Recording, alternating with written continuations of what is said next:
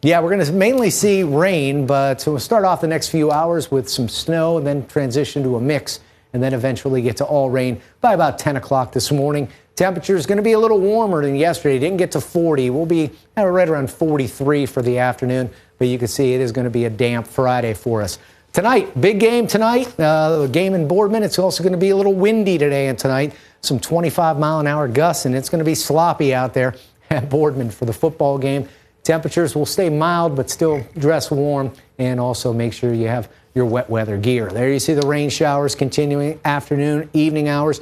Tomorrow becoming more isolated into late morning and afternoon, and then we're going to go with a dry forecast on Sunday. Monday, we're going to heat up into the lower 50s. Warm front will move through, and then we'll set up with some showers developing Monday afternoon.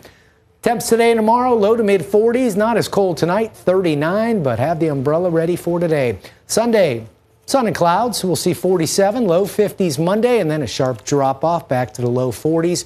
Wednesday's looking pretty good, mostly cloudy. Another cold front, though. Some chilly weather for Thanksgiving, upper 30s. Scattered mix likely for Thanksgiving. Mid 20s into Friday for all those shopping deals with some snow showers.